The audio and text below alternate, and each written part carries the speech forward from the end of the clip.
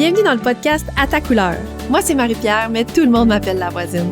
Je t'accueille depuis ma maison jaune, au cœur d'un petit village rural où j'ai choisi de ralentir pour mieux écouter et mieux raconter. Très jeune, j'ai compris le pouvoir de ces récits qui touchent, qui nous rassemblent autour de quelque chose de plus grand que soi, puis qui nous donnent la permission d'être pleinement humain. C'est pas un hasard si j'ai étudié l'histoire. À l'époque, je pensais observer le passé, mais je me préparais surtout à ce que je fais aujourd'hui. Aider les entrepreneurs à fouiller dans leur propre histoire pour y trouver du sens, se révéler et apprendre à se présenter à partir des pépites qu'ils portent déjà en eux. C'est ça le storytelling introspectif, un pont entre la connaissance de soi et la communication.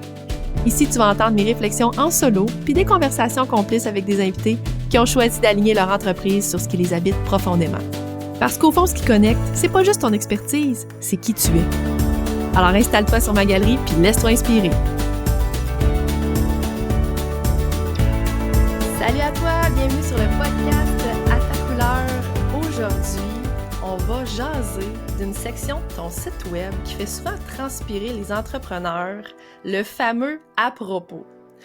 Pour en parler, j'ai le bonheur de recevoir Alex Martel, copywriter, stratège et copilote du cabinet des curiosités.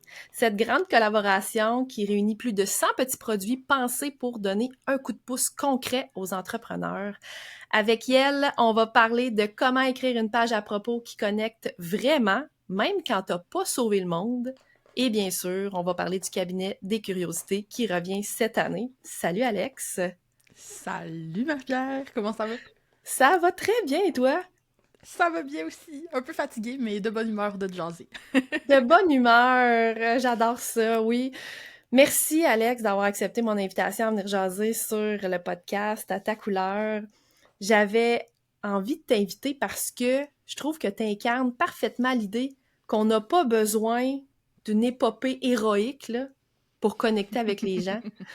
Toi, tu as cette capacité-là de transformer, je vais dire, le quotidien, même une histoire de pizza ou de coupe menstruelle, en histoire captivante. D'ailleurs, t'ouvres ta propre section à propos sur ton site web, lesmotspourvendre.com, on le rappelle, en disant « T'es pas obligé d'avoir une histoire inspirante pour la rendre captivante ». Peux-tu nous expliquer pourquoi tu as choisi de commencer avec cette phrase-là? Puis qu'est-ce que ça révèle sur ta vision du storytelling? Je pense qu'il y a beaucoup de personnes qui s'empêchent de faire du storytelling parce qu'ils ont pas une espèce d'histoire rags to riches, là. Tu sais, l'espèce d'histoire classique, Rocky style, là, genre, oh mon Dieu, j'étais une pauvre personne sans moyens et complètement dépourvue. J'ai tellement affronté d'obstacles dans ma vie qui m'ont permis enfin, après maints et maints obstacles, de me retrouver où je suis aujourd'hui. Tu sais, ça met beaucoup de... Ça met un énorme fardeau, je pense, sur les épaules des gens de penser que c'est ça qui est nécessaire pour connecter avec les autres. Puis, à travers mon expérience en copywriting, j'ai bien vu que, au contraire, des fois, être plus accessible puis raconter des choses auxquelles les gens peuvent plus facilement s'identifier, c'est bien plus puissant. Puis c'est ça que je voulais amener comme idée, ouais. Est-ce que tu crois que c'est ça, la vraie force d'une page à propos? C'est-à-dire de réussir à donner envie de lire, même si notre histoire est pas, là je vais mettre entre guillemets, extraordinaire. 100%. Tu sais, la page à propos, c'est souvent utilisé pour comme mettre le CV de la personne, Ouais. genre. Puis je trouve ça assez triste parce que c'est une des pages les plus visitées sur un site web, en fait. Sur plusieurs sites web, ça va être la deuxième page la plus visitée après la page d'accueil, tu sais, au niveau des clics directs que les gens font en naviguant. Fait que c'est quand même une page importante. Puis quand t'es copywriter puis qu'il y a une page qui est visitée comme ça, ben c'est une opportunité de convertir sur quelque chose, une opportunité donc de connecter avec les gens puis de leur donner envie de découvrir quelque chose ou d'aller dans une direction précise. Je trouve qu'il y a beaucoup de pages à propos qui deviennent du je vraiment boring, là. Très, très, très ennuyant, très lourd, une espèce de succession. Tu sais, on veut pas ton CV LinkedIn sur ta page à propos. Ouais. Est-ce que... parce que, tu sais, toi, t'as choisi vraiment de révéler des facettes très, très accessible, tu l'as dit tantôt, très personnel aussi de toi, de façon humoristique, tes peurs, ton amour de la bouffe. On voit bien sûr une grue qui est ton symbole par excellence, que les gens reconnaissent de toi. Pourquoi parfois c'est plus payant d'utiliser ce type de contenu-là que de se la jouer professionnelle, comme tu viens de le nommer en faisant la référence avec LinkedIn, par exemple? Ben, tu sais, Qu'est-ce qu'on perçoit comme professionnel / corporatif? C'est quoi? C'est d'avoir un ton qui est moins familier, tu sais, qui est un peu plus... presque académique, des fois. Ça va être le vouvoiement, ça va... Et en fait, le fait d'adopter tout ça, ça va faire en sorte que tu vas perdre toute couleur. Et pour moi, et pour la plupart des bons copywriters, je te dirais, puis toi aussi, Marie-Pierre, tu sais, on sait très bien que les mots qu'on utilise, puis la personnalité que ça projette, ces mots-là qu'on utilise, ben ça fait partie de notre marque. Puis moi, ben ma marque, c'est pas une marque plate. C'est pas une marque corporative. Donc, d'aller projeter ça à travers mes mots, ben ça me nuit plus qu'autre chose, en fait. C'est en dissonance totale avec ce que je veux projeter, puis les personnes que je veux attirer. Je pense aussi que quand on est solopreneur en particulier, la situation est encore plus importante, le choix est encore plus important parce qu'on va avoir tendance à créer notre contenu nous-mêmes. Puis si jamais on décide d'adopter une voix, justement, qui est très détachée, très corpo, on se coupe de la possibilité d'être plus authentique, spontané nous-mêmes dans nos contenus, puis ça peut venir jouer même sur l'inspiration, sur l'envie de créer. Fait qu'il y a quelque chose de très, très important pour moi dans cette idée-là que il faut se défaire de l'injonction d'écrire quelque chose qui sonne pro. Quand on sonne pas pro, on a plus de couleurs, en fait. Et ça va avoir plus de chances de résonner, d'attirer certaines personnes. Puis là, attention, là, tu sais, je veux pas dire que tout le monde est obligé de tutoyer, puis d'employer, par exemple, un ton qui est super agressif ou quoi que ce soit. Tout ça, c'est des axes, puis il y a moyen de moduler aussi son message. Je pense qu'on peut faire un vous qui est très friendly, on peut faire très amical, très sympathique, tu sais, il y a moyen de trouver notre équilibre là-dedans, mais c'est important de le trouver, tu sais, cet équilibre-là, puis qu'est-ce qu'on veut projeter, en fait, tout simplement. Tu sais, je me rappelle la première fois que je suis tombée sur ta page à propos, justement, sur ton site web, le petit sourire en coin qui m'est venu naturellement, de me dire « Ah, j'ai du plaisir », tu sais. J'ai naturellement du plaisir à le lire, c'est le fun. Parce que, ben oui, tu l'as dit, ton à propos, dans ton cas à toi, respire l'authenticité, la désinvolture aussi, assumée. Est-ce que ça t'est venu naturellement ou t'as eu à déprogrammer ce qu'on t'avait appris sur le bon marketing, ou je dirais sur la façon d'écrire, justement, académique, là, que tu nommais tantôt? Comment ça s'est passé pour Alex Martel? OK. Ça m'est vraiment pas venu naturellement, puis les gens sont très surpris quand je dis ça, mais dans ma formation en copywriting, je partage souvent les genres de textes que j'écrivais avant de m'intéresser au copywriting. En fait, j'ai étudié en droit, hein, donc j'avais un langage très académique, puis même, je te dirais, jusqu'au cégep, je parlais avec un accent à la française. Oh, que ça me gêne de raconter ça. Mais, ah ouais, vraiment, là, j'avais une espèce de complexe d'infériorité. Je viens d'un milieu plus ouvrier, puis pour moi, ça me permettait de signaler... Je sais pas, mais je voulais avoir l'air cultivé puis intelligent, finalement. Fait que j'adoptais un niveau de langage élevé tout le temps, tout le temps. Et il y a beaucoup de gens, surtout au Lac-Saint-Jean, qui pensaient que j'avais un accent français pour cette raison-là. C'était assez ridicule. Et j'ai fait ça jusqu'à 17-18 ans. Jour où j'ai eu un cours de linguistique au cégep, où j'ai lu les livres d'Anne-Marie Baudouin-Bégin, si je me trompe pas. Donc, La langue rapaillée, entre autres, tout ça. Puis là, j'ai comme réalisé à quel point j'avais une espèce de complexe d'infériorité de mon accent québécois qui était complètement ridicule. Et là, je me suis réapproprié mon accent, mes expressions. Donc, mon processus de me réapproprier la façon de parler qui est commune dans ma famille, dans mon milieu, était déjà en cours. Par contre, à l'écrit, j'avais encore tendance à écrire de manière très académique, veux pas à cause du droit, et je te dirais aussi... le truc que j'ai dû le plus travailler en copywriting, c'est que j'avais de la misère à être imagée puis viscérale dans les mots que j'utilisais. Je suis quelqu'un qui a un cerveau très cartésien factuel, puis des fois j'ai tendance à juste donner les faits, puis ça venait pas chercher les gens au niveau émotionnel. Et le fait d'adopter le tu, le fait d'adopter le je, le fait d'adopter un ton plus familier, c'était quelque chose de réfléchi pour moi. Alors, ce qui est arrivé, c'est que je me suis formée au copywriting et je suis arrivée à la conclusion que c'était ce qui allait le mieux fonctionner. Donc, il a fallu que j'apprenne à le faire. Ce qui fait que je trouve ça très intéressant quand j'enseigne le copywriting à des gens, parce qu'il y a beaucoup de personnes qui pensent que pour moi, c'était inné. Mais ça l'était pas du tout. C'est de la pratique, de l'apprentissage, puis c'est un choix conscient de tutoyer dans mon brand, puis d'adopter ce ton-là, en fait. Fait que t'es vraiment en mesure de bien comprendre d'où qu'ils partent aussi, que certains ont peut-être le même chemin à suivre que tu l'as eu à l'époque. 100%. 100%, puis je vois vraiment...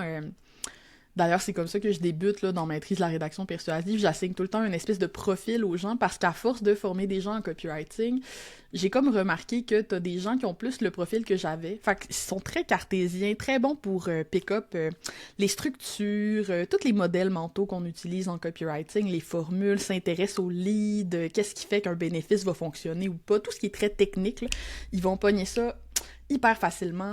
Leurs pages sont toujours bien structurées. Quand ils font des publications sur les réseaux sociaux, c'est clair c'est quoi le call to action puis où ils veulent aller. Moi, j'étais ce profil-là.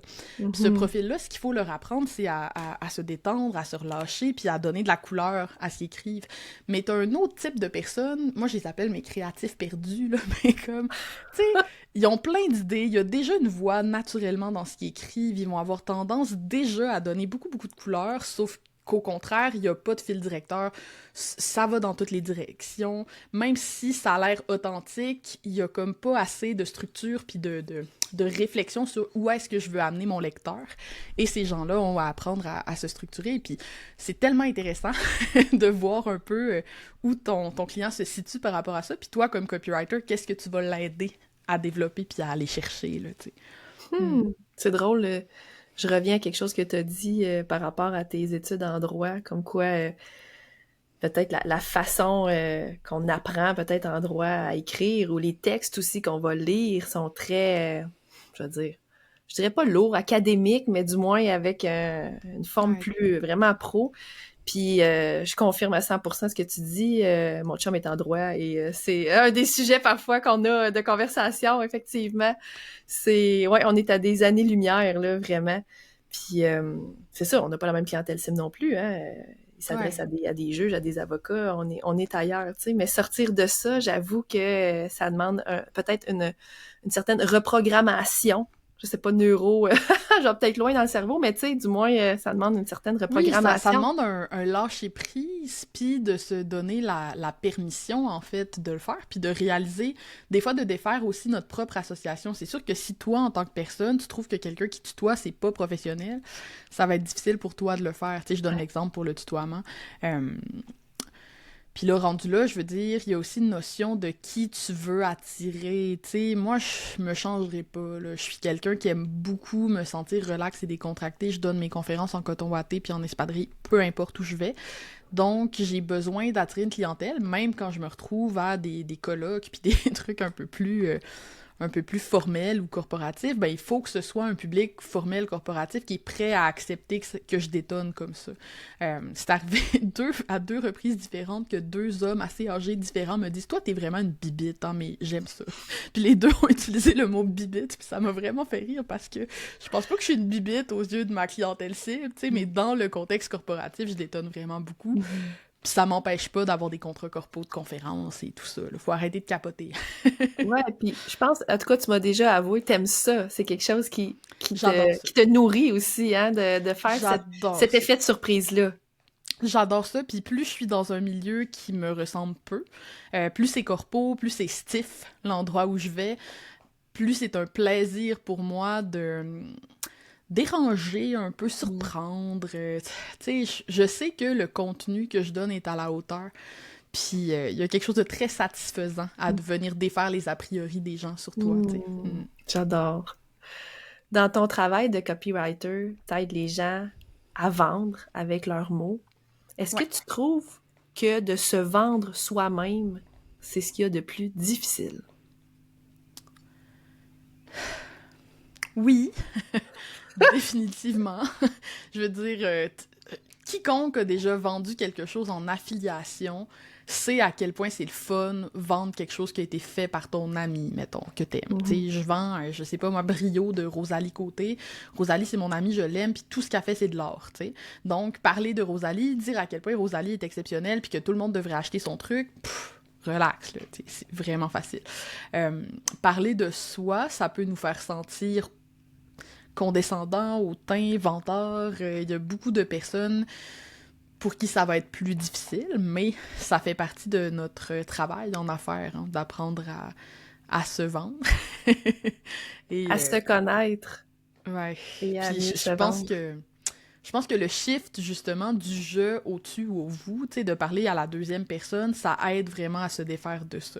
C'est-à-dire que c'est sûr qu'écrire une page à propos en mode CV, j'ai fait telle affaire, j'ai fait telle affaire, j'ai fait telle affaire, j'ai fait telle affaire, j'ai fait telle affaire, t'as l'air suffisant un peu pis c'est lourd. Mais si dans ta page à propos, tu écris à quelqu'un, tu t'adresses directement à ton lecteur, ben là, ce que tu racontes sur toi, tu le fais pour connecter, puis ça change la posture, tu te sens plus dans une conversation, en fait, et ça va rendre ça beaucoup plus facile. Super intéressant ce que tu dis. Dans mon univers, Alex, je parle souvent des pépites de connexion, dont les valeurs, les fameuses valeurs font partie. Bon, il y en a plein d'autres, mais celle-ci est au cœur même des pépites de connexion dans mon univers.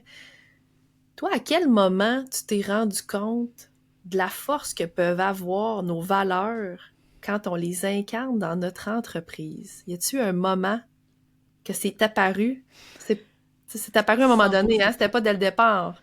Non, 100%. En fait, c'est autour de 2019 à peu près, précisément. J'ai fait une retraite avec Stéphanie Forgue à l'époque, qui maintenant est plus en affaires. Steph, à l'époque, faisait des retraites qui s'appelaient « Moi au cœur de mon succès ». Et moi, j'y allais beaucoup pour travailler mon rapport à l'argent, là. Tu sais, j'étais beaucoup là-dedans. J'avais beaucoup d'affaires à travailler à ce niveau-là. Et il y avait un exercice pendant Moi au cœur de mon succès qui concernait nos valeurs. Et à ce moment-là, j'ai réalisé que mes valeurs étaient pas présentes dans mon entreprise. Fait qu'on remonte, évidemment. Moi, j'ai commencé à parler de copywriting autour de 2016. J'ai acheté mon domaine en 2017, mettons. À ce moment-là, personne parle de copywriting en français, sauf Stan Leloup. Donc, il y a Stan Leloup, puis il y a moi sur Internet qui parle de copywriting. Et donc, mon contenu est très en mode comment faire, en fait. Tu sais, je donne des trucs. Et à l'époque, ça fonctionnait très bien de donner des trucs, mais je fais l'exercice à la retraite, et là, ça me frappe à quel point mes valeurs sont pas présentes. Et au retour de cette retraite-là, j'ai écrit « Personne veut lire ton maudit e-book », qui est un texte... Il y a des choses qui ont bien vieilli de ce texte-là, il y a des choses que j'écrirais différemment aujourd'hui, mais ce que je peux pas y enlever, c'est que c'est un texte qui m'a généré littéralement des centaines de milliers de dollars, genre 300 000 au moins, là, qui vient directement de ce texte-là. Donc, quand Quelle bougie d'allumage, quand même! Ah ouais, tu sais, est-ce que les valeurs, c'est quelque chose qui peut résonner, puis amplifier ton message, ton expertise, que tu as à dire 100%, là, quand ça a vraiment changé la direction de mon entreprise, ce texte-là, tu sais. Wow! Donc, tu as eu une espèce de prise de conscience assez forte à cet atelier-là. Ouais, puis en même temps, ça s'est passé au même moment que... tu sais, moi, au début, je voulais faire de l'argent. Je m'en suis jamais cachée, là. Moi, je veux dire, j'habitais en colocation avec mon frère, là, quand j'ai lancé mon entreprise, puis mon but, c'était de sortir de cette situation. Genre, je vivais sur les prêts des bourses, là, tu sais. Fait que mon premier but, il était financier, tu sais. Je veux dire, ça me passionnait, le copywriting, mais je faisais ça en mode hustle, là. Moi, j'allais faire du cash, là, avec ma nouvelle affaire, là, tu sais. Puis... à cause de ça, surtout au début, puis en me formant, tu sais, il faut se dire qu'à l'époque aussi, je me formais que auprès des copywriters américains, puis du côté américain, maintenant, il y a un peu plus mon approche à moi qui est répandue, mais à l'époque, c'était très bro, là. Puis j'acceptais un peu n'importe quoi comme client, là. Marie-Pierre, c'est assez terrible. Puis au même moment où j'ai eu la retraite, puis j'ai écrit « Personne ne veut lire ton maudit book », je sortais d'une situation avec un client français qui s'était vraiment mal passé, puis où, là, pour la première fois, mes valeurs avaient clashé avec le client assez pour que je me sente tout croche, là. Tu sais, c'est le client qui m'avait demandé d'ajouter des filles et des voitures, là, dans mes textes. Dieu, OK, j'ai l'image. Mot pour mot. Mot pour mot. Il Ah, m'a OK! dit, C'est tu une fais pas... citation! Oui, oui. Il m'a texté sur WhatsApp. On se parlait sur WhatsApp. Ça fait pas assez rêver, ça manque de filles et de voitures. Ceci n'est pas une blague. Oh Et là, mon je me suis Dieu! dit, je peux pas écrire pour cette personne-là. Qu'est-ce que je fais dans cette situation-là? Mmh. Faut que je change mon marketing pour attirer des personnes pour qui j'ai envie d'écrire, en fait. Là. Ouais. Ça a été le déclic à ce moment-là. Ouais. Aïe, aïe, aïe! Wow! Ah, Ouais, ouais. puis c'est le cas de beaucoup d'entrepreneurs, malheureusement, c'est de dire que au départ, tu sais, ce que tu nommes, là, moi, personnellement aussi, je l'ai déjà vécu, tu sais, c'est-à-dire de, Ouais. tu sais, dans mes premières années d'affaires où je me suis lancée, 2020, 2021 dans mon cas, j'avais la fâcheuse manie d'accepter pas mal tous les projets qui rentraient parce qu'à cette époque-là, j'avais peur d'en manquer. Je venais de faire le grand saut de 11 ans de travail dans le milieu municipal. On s'entend, tu sais, c'était très Ouais. cadré, ouais, c'était stable, tout ça. J'avais un fonds de pension, j'avais mes vacances, tout ça. J'ai fait le grand saut, donc j'ai commencé en affaires en ayant cette peur-là d'en manquer, donc j'ai accepté tout ce qui s'est présenté à moi, tu sais, des clients qui ne fitaient pas aussi, bien sûr, avec mon essence, mon énergie, puis ce que j'avais envie de créer, tu sais, en gestion de médias sociaux à l'époque. Puis maintenant, c'est drôle, là, je m'amuse à dire mon Gaétan. Ça, c'est un client Gaétan, parce qu'il s'appelait Gaétan, ce client-là. Le fameux client qui fit pas, qui fait faire cette prise de conscience-là aussi, tu sais, justement, de faire comme, ouais, OK, Ouais. ça marche pas avec moi, tu sais, justement. Fait que c'est ça, tu sais, une page à propos aussi, quand elle nous colle à la peau, je vais dire ça comme ça a cet avantage-là de faire un tri, on va dire, une espèce de Oui, tri voilà. naturel là, qui est nécessaire, tu sais. Voilà. Puis ça, il y a peut-être une notion de... Tu sais, les personnes qui veulent plaire à tout le monde, là, ça les empêche de faire du bon marketing. C'est un Exact. fait, là. Je pense qu'à un moment donné, il faut...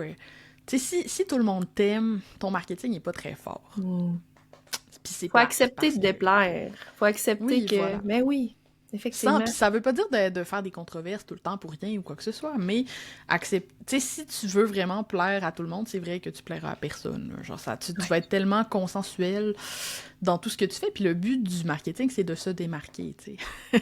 Clairement. Ouais. Clairement. Tu l'as dit tantôt, ton entreprise, elle existe depuis, 2016, officiellement 2017, avec l'achat de ton nom de domaine. Comment Alex Martel se raconte différemment aujourd'hui par rapport à ses débuts en affaires? As-tu vu une évolution, j'imagine? Ben, tellement. Tellement. Ce qui a le plus changé, c'est pas tant moi que le regard que les gens ont sur moi, je te dirais. Ça a été bizarre puis drôle à vivre parce que quand j'ai débuté, j'avais une petite communauté puis j'étais très très proche de ma communauté et je documentais beaucoup tout ce qui m'arrivait, tu sais, la première fois que j'ai fait catching, les premières fois que j'ai fait un webinaire, tu sais, il y a beaucoup de gens qui m'ont suivi comme ça puis qui sont encore là d'ailleurs, qui étaient là dans toutes les premières étapes. Puis quand t'es encore dans ces premières étapes-là, t'as un avantage compétitif de persuasion que tu ne réalises pas au moment où ça t'arrive, qui est que t'es très proche de ton audience. Si tu cibles des entrepreneurs comme moi, en tout cas. Tu sais, les gens se reconnaissaient beaucoup dans ce que je faisais, où je voulais aller, puis quand je réussissais quelque chose, ben pour eux, c'était une preuve qu'ils pouvaient faire la même chose. Donc, ma manière de communiquer, c'était tout simplement d'expliquer ce qui m'arrivait. Tu sais, c'était très simple, puis les gens pouvaient connecter à ça.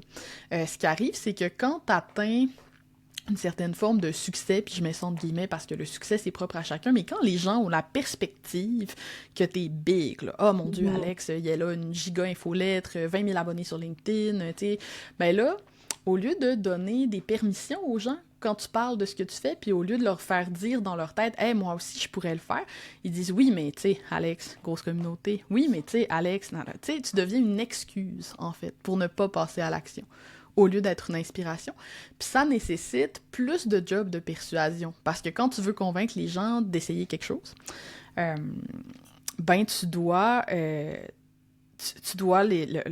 leur faire croire qu'eux aussi sont capables, puis que non, le fait que toi, tu sois dans X situation, puis pas eux, tu sais, il faut que tu parles plus des succès de tes clients, il faut que tu parles plus des succès de... Tu sais, c'est pour ça que j'ai beaucoup parlé de Rosalie, justement, que j'ai mentorée pendant un bout à travers toutes ces étapes, parce que c'était le fun pour moi de pouvoir parler de quelqu'un à qui les gens peuvent encore s'identifier sans se donner des excuses. Fait qu'il y a ça qui a beaucoup changé dans ma manière d'aborder ce que je raconte et tout. Maintenant, je réalise à quel point ça... J'essaie d'anticiper les objections et les excuses que les gens vont se mettre dans leur tête quand je raconte des choses. Fait que ça. Je te dirais aussi, je fais plus attention à ce que je dis. Au début, j'ai pas pris conscience assez vite de l'impact que ça peut avoir, même d'avoir une plateforme. Tu sais, je suis pas une plateforme gigantesque, là, je suis pas Taylor Swift, là. Mais si j'ai même une opinion maintenant, j'ai suffisamment une grosse audience pour que ça puisse créer des vagues puis amener des conséquences que j'avais pas anticipées. Par exemple, quand j'ai quitté les réseaux sociaux, ça a parti des discussions dans plein de groupes de GMS, là, tu sais. C'est vrai. Puis je veux dire, moi, c'était pas mon intention, genre, moi, c'était pas mon but, là, de créer cette peur-là ou quoi que ce soit. Donc, je fais plus attention à ce que je dis qu'avant. Je fais plus une distance aussi entre ce que je pense, que je crée, je me laisse plus de buffer, je réfléchis plus avant de créer maintenant, puis de publier surtout. Fait que y a ça qui a beaucoup changé. Mais sinon, tu sais, je pense qu'au final, je suis restée moi-même, là, je suis une personne qui a un côté enfantin, qui aime rire, mais qui a aussi un côté très scientifique, factuel. J'aime ça, parler d'affaires profondes. Donc ça, c'est sûr, ça n'a pas changé, puis j'espère que ça changera jamais. J'adore ça que tu parles. Je reviens sur quelque chose dont tu as nommé, de passer du fameux « moi aussi ». Cette identification-là qu'on peut avoir envers des créateurs, des personnes qu'on suit, sentir qu'on est, je veux dire, à la même place, ou en tout cas du moins qu'on pourrait y accéder, qu'on est proche, qu'on pourrait y accéder nous aussi, là, tu sais, comme du bout des doigts, là, qu'il en manque pas gros, puis que à l'excuse. Ah, puis quand tu l'as nommé, t'as levé les yeux au ciel, tu sais, quand on va dire, ah, tu sais, on sait bien, tu sais, moi, je pourrais jamais accéder à ça, tu sais. Toi, t'es Alex Martel. Tu sais, cette fameuse prise de conscience-là, hey, c'est tout un déplacement, un changement dans la façon de communiquer ensuite. Puis, ouais, j'imagine que ça a pris un certain temps avant de prendre conscience de ça, puis de voir ça, tu sais, à quel moment, tu sais, pouf, ça a passé de un à l'autre. Puis, ça m'amène une question. Dirais-tu que que t'es un créateur de tendance ou de... Parce que ce que tu nommais, là, la référence que tu disais, les GMS partout se demandaient, mon Dieu, ça s'est mis à jaser. Puis moi, je me rappelle, pour avoir vu ça passer, que ce qui jasait aussi, c'était « Doit-on quitter les médias sociaux? » Ben oui. Doit-on faire comme Alex Martel? Hein? Ouais, ça n'a pas de bon sens. Ça me fait capoter de penser à ça. Mais je te rappelle ça. C'est sûr que oui, dans un sens, tu sais, puis j'ai bâti ma business en ce sens-là. Tu sais, moi, c'est ce que j'aime, puis j'en parle souvent. Il y a beaucoup de personnes qui pensent que d'avoir une business comme la mienne, d'infoproduits, c'est genre super payant puis quoi que ce soit, mais moi, je pense que tu peux faire plus d'argent plus vite en restant en service, genre, honnêtement. Puis je pense que si j'étais restée copywriter, au point où j'en étais, j'avais une grosse liste d'attente, je faisais des mandats à genre 15-20 000 $ l'achat, tu sais, ma vie irait bien. C'est juste que j'étais misérable dans une business de service parce que moi, ce que j'aime, c'est jaser, puis c'est surtout propager mes idées. Tu sais, j'aime ça quand les gens... Je suis pas quelqu'un qui va dire « Oh mon Dieu, telle personne a repris mon concept, c'est bien terrible. » Tu sais, j'aime ça, voir mes idées puis mes prises de position se répandre. C'est comme une forme de paye pour moi, ça aussi. Genre, j'aime beaucoup, beaucoup ça. Donc, oui, je pense qu'à cette heure, j'ai une certaine influence dans mon petit milieu niché du marketing au Québec. Et j'aime ça. Et j'aimerais que ce soit encore plus. Je vais y aller comme ça.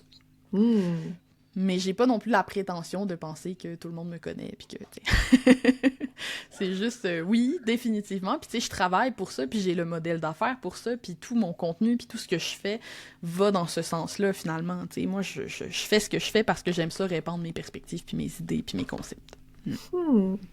J'adore. Alex, on a beaucoup parlé de ta façon d'aborder, bon, on va dire la section à propos, comment se présenter, comment ça s'est passé pour toi, l'évolution aussi à travers les années. Mais j'aimerais aussi qu'on prenne un moment pour parler d'un autre projet qui te tient à cœur, puis qui rassemble des centaines d'entrepreneurs, 124, pour être plus précis, cette année. C'est ça, hein? Oui, à moins que ça ait bougé depuis. Peut-être on va être à 123, 125, mais... Bon, plus ou moins un, deux. On peut se dire ça. Plus ou moins un ou deux. Le cabinet des curiosités qui se déroule en ce moment même, là, à l'heure où l'épisode sort, jusqu'au 2 octobre prochain. C'est un projet collectif dans lequel j'ai d'ailleurs glissé mon propre petit produit, la fonderie, qui est un outil d'introspection guidée qui aide les entrepreneurs à identifier ce qui les rend uniques, puis à le couler dans un texte à propos mémorable. J'aimerais t'entendre sur cette deuxième édition-là du Cabinet des curiosités. Qu'est-ce que, toi, personnellement, tu trouves le plus satisfaisant à voir émerger cette année? Oh, mon doux, le cabinet, c'est tellement un gros projet, puis on met énormément d'énergie là-dessus, hein. Mais je pense que cette année, ce qui m'a le plus plu, c'est de voir les anciens de l'année dernière qui reviennent, puis qui ont décidé, sans même qu'on leur demande de s'impliquer pour les autres. Je pense entre autres à Julia de J&J, Rosalie puis Valentin, qui ont fait tout un programme d'accompagnement parrain-marraine du cabinet pour aider les personnes qui ont des plus petites communautés, tu sais, à profiter de leur lancement, puis à se fixer des objectifs qui ont de l'allure, puis à performer en fonction de eux ce qu'ils souhaitent dans ce lancement-là. Moi, l'entraide qui se crée dans ce projet-là, les collaborations... C'est vraiment quelque chose qui vient me chercher, puis c'est probablement, moi, la chose qui a le plus fait croître mon entreprise, les collabs, là, tu sais. Je serais pas où je suis en ce moment sans Catching, puis sans Charles, puis sans toutes les personnes que la vie a mis sur mon chemin. Fait que de me dire qu'il y a peut-être des entrepreneurs qui vont rencontrer un partenaire de projet ou un collègue, tu sais, avec qui ils vont rester en contact peut-être pendant des mois ou des années après le cabinet, c'est extrêmement satisfaisant pour moi. Ouais. Le pouvoir des relations interpersonnelles, je ne peux que rebondir là-dessus parce que j'y crois profondément. C'est d'ailleurs, disons, un des appels que moi, personnellement, j'ai eu par rapport au cabinet des curiosités. Cette espèce d'énergie-là, on va dire, perçue, parce que, bon, moi, j'ai pas fait la première édition, donc cette énergie-là perçue, hein, du behind the scene, puis comment ça se passait entre les bundleistes, wow, moi, ça m'a beaucoup tiré cette énergie-là. C'est un objectif comme prioritaire pour moi à travers le cabinet, là, justement. Ah, j'adore. Non, mais c'est vraiment ça. C'est une occasion de rencontrer plein d'experts, expertes dans toutes sortes de domaines. Puis des fois, de côtoyer aussi des gens qui ont peut-être une beaucoup plus grosse communauté que la tienne, de leur montrer de quel bois tu te chauffes un peu à travers le lancement et tout, tu sais. Moi, j'adore ça. J'adore ça, puis on est tellement plus grand en groupe comme ça, on est tellement capable de faire des choses qu'on n'arriverait pas à faire par nous-mêmes, tu sais, c'est assez savoureux. C'est assez savoureux. T'as nommé tantôt l'entraide, quelque chose qui te parle énormément, puis qui t'attire, puis j'oserais même dire, peut-être un mot un peu plus fort, mais cette solidarité-là qui se crée. Ce que je trouve, moi, génial aussi du cabinet, c'est la diversité, les approches. Il y a des outils stratégiques, il y en a d'autres outils qui sont plus introspectifs, hein, qui apprennent d'ailleurs à mieux se connaître en tant qu'entrepreneur, ce qui est un avantage très intéressant, comme mon petit produit La Fonderie. Est-ce que tu crois que c'est justement ça qui rend le bundle si pertinent, la possibilité de créer son propre parcours d'évolution? C'est sûr que moi, c'est ça que je voulais reproduire. Tu sais, je l'ai mentionné souvent, les gros bundles comme ça, il y a peut-être 1 an ou 2 même, aux États-Unis, c'était extrêmement populaire, là, il y en avait plein. Puis c'est le produit que j'achetais le plus. Parce que moi, j'ai un esprit curieux, tu sais, puis...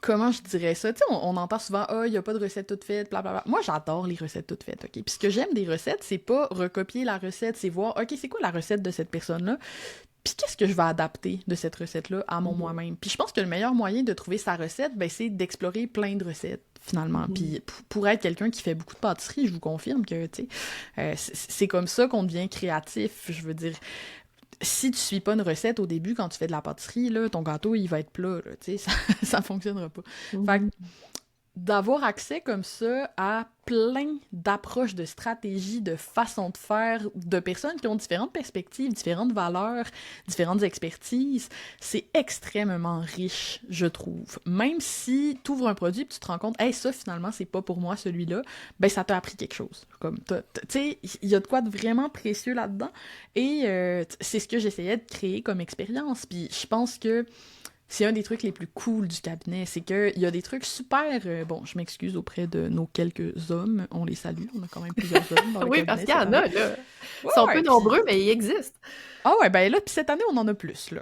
On a quand même des dudes, là, on a des gars. Puis on a des gars, des fois, qui ont des approches plus... hustle, masculine, il y en a d'autres que non, tu sais, mais on en a une couple, là, que... Puis, c'est pas nécessairement le genre d'approche qu'on voit beaucoup dans les cercles plus féminins, où c'est genre, slowpreneuriat, puis tout ça, puis moi, de penser que l'audience de cet homme-là va être exposée à Laure Dodier, mettons, qui est ma slow boîte, va être exposée à des gens qui ont des approches complètement différentes, et vice-versa, je trouve ça riche et délicieux. Genre, en faisant des collaborations larges comme ça, on sort les gens de leur chambre d'écho, puis on leur donne des nouvelles perspectives, puis moi, c'est quelque chose qui me tient beaucoup à cœur. Puis je pense que ça se voit dans mon entourage entrepreneurial à moi aussi, tu sais, je côtoie et je fréquente des entrepreneurs très différents les uns des autres, qui n'ont pas nécessairement la même vibe, les mêmes valeurs, la même façon de parler, de s'exprimer, les mêmes buts, les mêmes objectifs. Puis je trouve ça riche, puis c'est ça qui me permet de confronter mes propres perspectives, puis d'enrichir mes propres perspectives. Fait que je voulais créer ça aussi avec le cabinet, un contexte comme ça où on peut faire collaborer des personnes qui collaboreraient peut-être pas ensemble au premier abord.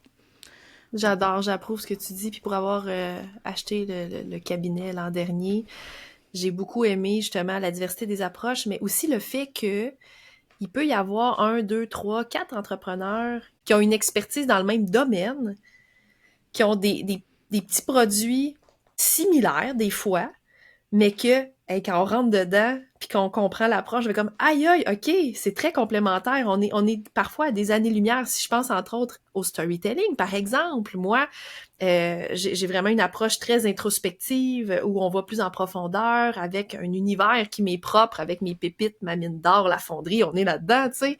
Alors que si on va vers un autre, ça va être complètement autre chose. Ouais. On parle pourtant de storytelling, tu sais. Mais c'est intéressant parce que ma vibe, comme tu dis, peut fitter mieux aussi avec un type de personnalité qu'un autre. Puis au final, ben, on veut tous, si on veut accompagner à être meilleur en storytelling, là, tu sais. Ben, puis des fois, c'est dans même le format, je dirais, tu sais, dans le sens... peut-être que l'approche pédagogique d'une personne est juste plus compatible avec toi. Tu sais, moi, mettons, j'aime pas tant les vidéos. Fait que, tu sais, dans le cabinet, là, il y a plein de petits produits que c'est plus des gabarits ou des outils, ou des fois, on a même des trucs audio, ou tu sais, des formats un peu écrits, ou qui font changement un peu des vidéos.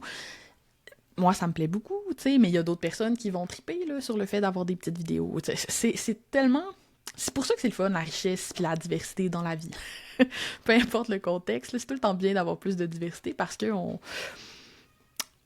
a tous des goûts puis des préférences différentes, puis ça fait partie de la vie, là. Puis peut-être que si en entrepreneuriat, au lieu de tout le temps être en train de critiquer les approches les uns des autres, puis c'est quoi que les autres font donc de pas correct, puis tout ça, ben on appréciait un peu plus nos différences, ben on aurait un milieu plus collaboratif et plus zen. Clairement.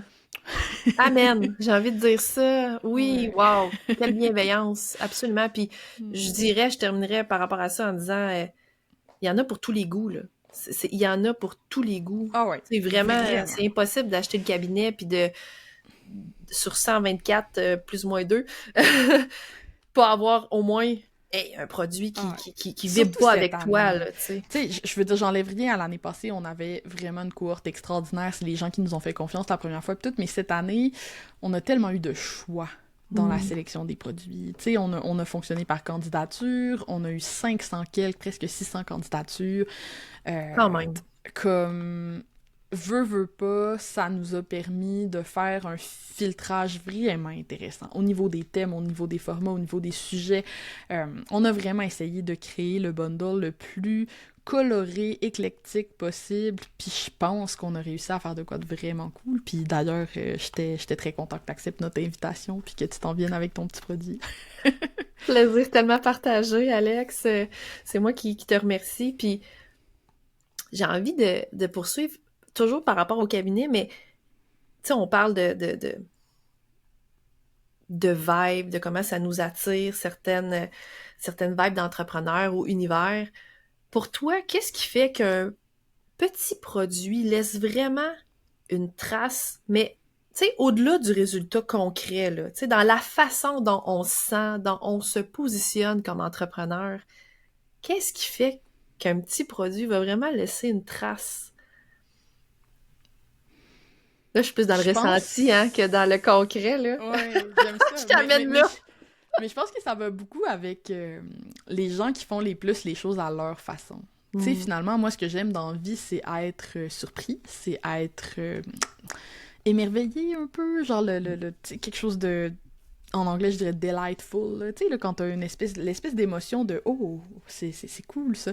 Puis souvent, ça vient du fait que les gens font quelque chose qui est très calqué sur leurs valeurs, sur leur personnalité, tout ça. Tu sais, si je pense, là, au moment où le podcast va sortir, les produits vont être annoncés. Fait que j'ai le droit de parler des produits. Hein? Oui, on a le droit. Oui, on est le 22 septembre aujourd'hui, On est théoriquement. le 22 septembre aujourd'hui, donc T'as le j'ai le droit. droit de parler des produits. Mais tu sais, de voir, mettons, quelqu'un comme Lucie de Créacoa, comment elle a bâti son... Tu sais, Lucie, c'est quelqu'un qui adore dessiner, qui fait des tutoriels sur Procreate, tout ça, puis qui a une marque vraiment très friendly, puis tout l'espèce d'accueil qu'elle a préparé pour ses clients. Tu sens vraiment sa personnalité, puis qui elle est dans la manière dont elle accueille les gens dans son petit produit, tu sais. Fait que je pense que c'est drôle parce qu'on fait comme une boucle avec le début de notre épisode, mais ça revient à est-ce qu'on sent qui a fait le produit? Tu sais, c'est bien beau de me donner un template Notion, mais de me sentir accueilli par un humain, puis d'avoir des indices sur c'est qui cet humain-là, c'est sûr que pour moi, c'est ça qui va rendre le produit plus mémorable. C'est clair. Je suis allée zioter plusieurs petits produits quand même, là, à l'heure où on se parle, puis j'ai tellement aimé voir certains produits, justement, où cet accueil-là était rempli d'histoire, d'ailleurs, de storytelling pour certains. J'ai trouvé ça magnifique, j'ai trouvé ça le fun. J'étais allée voir ça, puis je me disais « Ah, wow! » Je trouvais ça très inspirant. Il y en a qui ont usé vraiment, là, c'est ça, qui ont mis de leur personnalité, qui ont mis de leur couleur. Bon, pour pas faire de jeu de mots avec le podcast à ta couleur, mais vraiment, on le sent. Puis je pense notamment aussi à Rosalie avec son petit produit Carambole, qui est tellement la vibe à Rosalie. Je trouvais ça le fun de pouvoir connaître, parce que Rosalie, c'est aussi une de mes amies, de pouvoir la connaître plus personnellement, puis de voir à quel point, ouais, j'approuve que c'est vraiment elle, la façon dont c'est présenté, tu sais, j'ai comme eu cette confirmation-là, parce que je peux pas l'avoir avec tous les entrepreneurs quand même, je les connais pas tous personnellement, mais j'ai trouvé ça beau, j'ai trouvé ça authentique, j'ai trouvé ça accueillant. Ouais, puis c'est drôle parce que Rosalie, tu sais, sûrement que t'en as déjà parlé avec elle, mais c'est quelqu'un que tellement, à un moment donné, elle cherchait c'était quoi son archétype de marque, tu sais, puis on lui a dit que c'était comme l'archétype de la girl next door, tu sais, de la personne ordinaire, genre, puis elle était comme déçue sur le coup. Puis ça me fait toujours rire quand elle parle de ça, mais c'est ça, Rosalie, veut pas. Rosalie, elle a une vibe de ça pourrait être ton ami, genre, ben relax, là. Comme c'est sa plus grande force, finalement, cette accessibilité-là. Pis c'est pas une bibite, Rosalie. Alex, c'est tellement drôle que tu parles de cette anecdote-là parce qu'on a exactement parlé de cette anecdote-là justement au moment où ça s'est produit, puis on était dans un petit café à Québec, je coworkais avec Rosalie, puis bref, elle me disait « Je viens d'apprendre mon archétype », tu sais, elle m'a dit « C'est Madame Tout-le-Monde », elle dit « Là, je pars à rire, puis je dis « Rosalie, on a le même archétype ». C'est drôle, moi, je le vois full positif. « Ah oui, comment ça? » Puis là, je me suis mis à y parler, tu sais, de la voisine, la vibe de la voisine, c'est ta voisine, c'est celle d'à côté, c'est proche de toi, tu sais, j'ai dit, t'incarnes beaucoup toi aussi, cette amie-là, puis ça s'est d'ailleurs très bien confirmé avec la première édition du Cabinet des Curiosités. C'est-à-dire que Ben oui. Cette confiance-là de l'amie, Rosalie l'a bien incarnée. Elle était vraiment dans le conseil amical, la bonne amie qui veut t'aider. Fait que, bref, moi, je l'ai vu beaucoup, beaucoup, beaucoup, cet archétype-là qui lui a Ouais. servi de belle façon. Je dis qu'il lui a servi, mais elle l'incarne naturellement, là. C'est pas un personnage, là, qu'elle joue, là, Rosalie, pas du Ben tout. oui, c'est sûr. Mm. C'est sûr. Ah non, vraiment, pis t'as 100% raison que ça l'a... Tu sais, Rosalie, c'est quelqu'un qui a surperformé au lancement l'année dernière, là, comme de manière assez... Phénoménal. C'était fou. C'était fou. Ouais, c'était phénoménal, mais hein, là, genre, moi, je capotais un peu pour elle, puis de l'avoir aussi documenté ça très proche, là, dans ses stories, ses émotions, le podcast qu'elle faisait avec Maud Lamont aussi au jour le jour et tout, c'était vraiment intéressant. Bon, Rosalie, les oreilles vont lui sciller. Oui, c'est ça, absolument. On parle beaucoup d'elle dans cet épisode. Ben, c'est une amie commune. C'est pour ça que je pense Ouais, c'est qu'on la ça. ressent plus. Les deux, on lui parle beaucoup puis on l'aime beaucoup, fait que ça nous fait un bon point commun. Ben justement, quand tu dis c'était phénoménal, c'était bon, c'était fou, tu sais, quand on se sent pas extraordinaire, là, ou tu sais, ou quand on se sent peut-être pas assez experte, on a parfois peur de se mettre de l'avant. Est-ce que tu dirais que des petits produits comme ceux du cabinet peuvent devenir un tremplin, peut-être un tremplin doux, je dirais, pour commencer à montrer qui on est à sa façon? Ben, c'est sûr que moi, je pense que oui, tu sais, les gens vont dire que j'ai un gros billet, puis ils ont pas tort. Mais moi, c'est un format que j'adore, entre autres parce que je pense que, surtout les personnes qui sont très expertes de leur domaine, là, qui, by the way, ont tendance à être les personnes qui ont le plus le syndrome de l'imposteur, là, c'est comme directement corrélé. Mais ils ont tendance à avoir le syndrome du tout et dans tout, genre. Fait que là, quand ils veulent créer un produit, ils veulent tout le temps faire une espèce de méga formation / accompagnement qui couvre la moindre petite affaire de leur domaine d'expertise, puis ça demande énormément de travail. Pour le client, c'est un engagement qui est énorme aussi. C'est une épopée, là, bâtir quelque chose comme ça. Je veux dire, moi, je considère que le seul produit que j'ai qui est à ce niveau-là, c'est probablement ma formation en copywriting, puis c'est gargantuesque comme effort faire quelque chose comme ça. Fait que, versus un petit produit, ça t'oblige à te demander, ben si j'avais juste 1 heure ou si j'avais juste 30 minutes pour enseigner une affaire vraiment importante en lien avec mon expertise à quelqu'un, ben c'est quoi que je lui montrerais en premier, tu sais? Qu'est-ce que j'enseignerais en premier?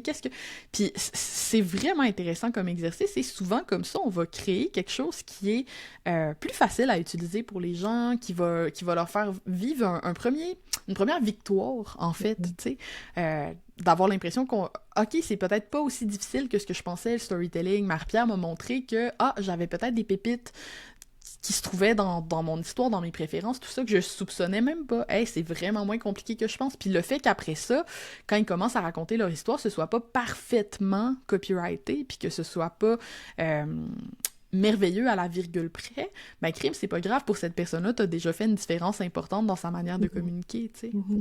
Comme tu l'as dit, se mettre en position de réussite, en tout cas du moins, de sentir qu'on a réussi, tu sais, qu'on a fait peut-être la théorie des petits pas. On va dire, on va faire un pas, C'est une bouchée ça. à la fois, tu sais, puis de rapailler tout ça, puis à la fin, mais Colin, on se sent peut-être plus solide, même si on n'a pas un programme, justement.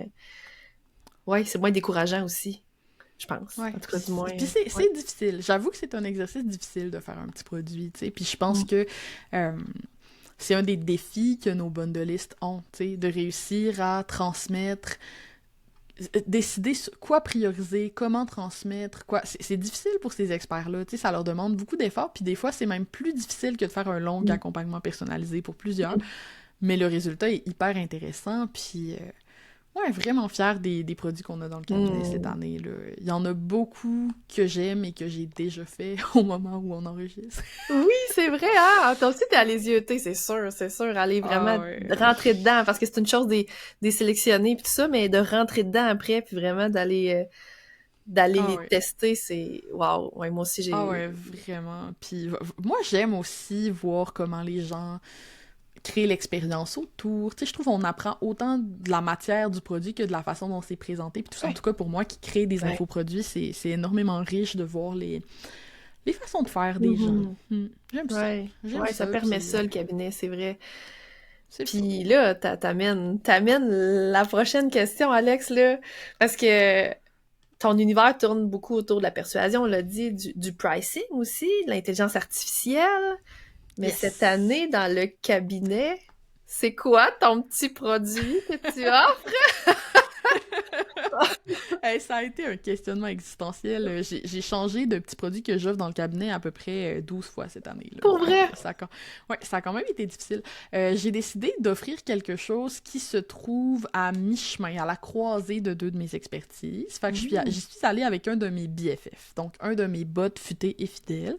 Je donne dans le cabinet cette année Carole, qui est mon BFF qui t'aide à faire des carousels. Fait qu'on a de l'IA parce que Carole, c'est un assistant qui fonctionne avec ChatGPT, c'est un GPT personnalisé, mais on a du copywriting parce que son travail, c'est de t'aider à faire des bons carousels. Je l'ai entraîné sur mes propres carousels. Fait que c'est sûr qu'il va avoir un petit biais, Alex Martel, dans sa façon de faire, au niveau, justement, de ma méthode pour créer du contenu, tu sais. Moi, j'aime les contenus qui ont un angle hyper spécifique, genre. Tu sais, pas comment écrire une bonne page de vente, mais comme un morceau de ça, là, puis le développer, bref.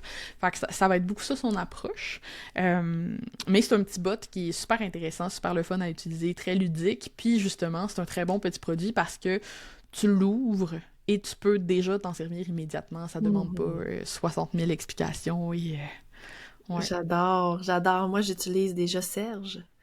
Ah ouais, un pour autre les de tes segways. petits bots que j'aime beaucoup d'ailleurs. Ouais, Serge, c'est mon compagnon. Ouais, Toi puis mon Valentin. assistant.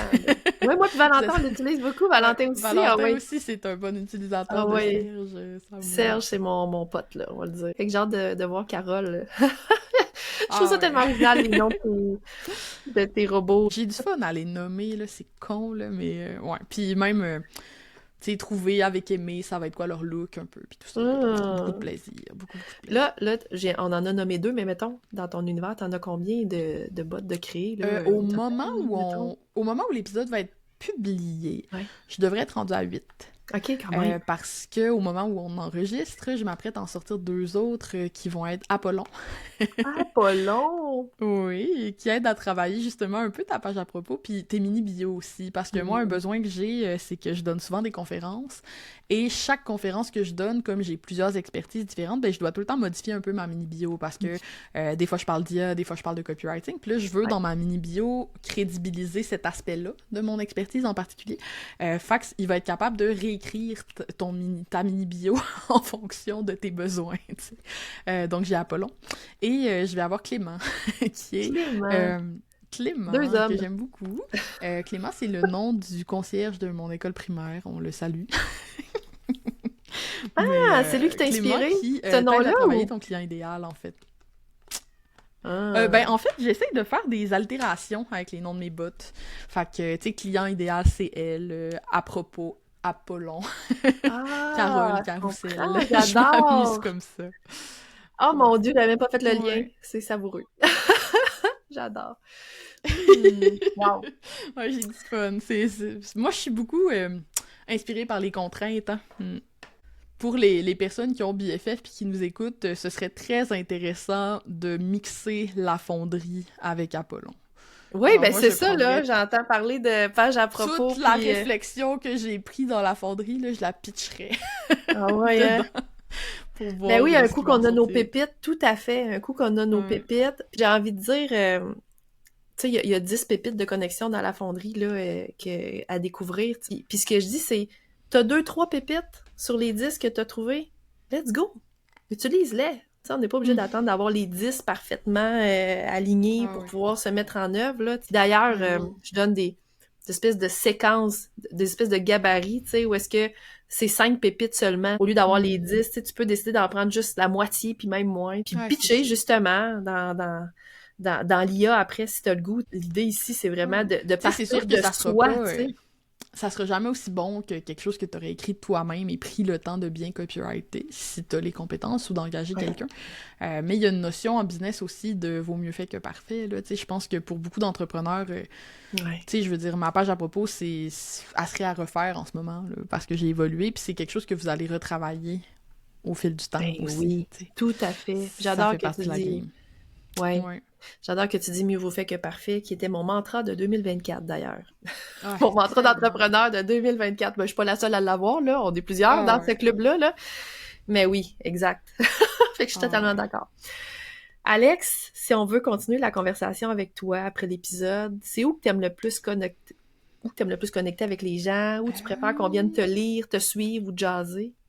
Ben c'est sûr que mon infolettre, c'est vraiment un bon spot pour me trouver. Mon infolettre est sur mon site web, là, soit lesmotspourvendre.com, soit alexemartel.com aussi. Vous allez trouver ça. Mon infolettre, vraiment, définitivement. Sinon, ces temps-ci, je suis quand même sur Instagram. Je fais des carousels à la main. J'ai beaucoup de fun à faire ça. Pas mal mon réseau du moment. Je suis moins sur LinkedIn. Mais tu sais, ça varie. Puis je pense que c'est une des choses avec lesquelles je me laisse beaucoup de liberté aussi, là, de varier les canaux, puis tout ça, là. Fait que, tu sais, l'infolettre, c'est celui qui reste toujours là. Ouais, j'adore lire tes infolettes. C'est toujours un rendez-vous pour moi. Merci, Alex, pour ton passage au podcast À ta couleur, puis à toi qui nous écoutes. J'espère que cette conversation-là avec Alex t'a donné envie d'aborder ton texte à propos avec un peu plus de légèreté, beaucoup plus d'authenticité. Si tu veux aller plus loin, je te rappelle que le cabinet des curiosités est en cours. 124 petits produits pour t'accompagner dans ton parcours d'entrepreneur pour seulement 299 $. Et là, j'ai pas la conversion en euros, Alex. Je me rappelle plus, mais bref. Ça va être 199 €. 199 €. Merci. Donc, c'est un coffre au trésor qui est rempli d'outils concrets puis inspirants. Puis, cette année encore, tu peux choisir à qui t'offre la commission de ta vente. Donc, si t'aimes mon travail puis que t'as envie de m'encourager dans ce que je fais, tu trouveras mon lien affilié dans les notes de l'épisode.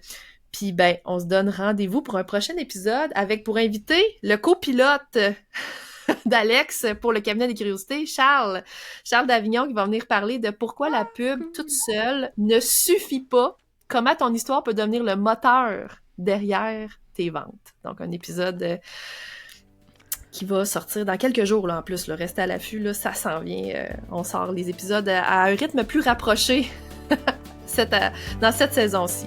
Donc, merci, Alex, puis je te dis à bientôt. Merci, Marie-Pierre. Merci d'avoir été là.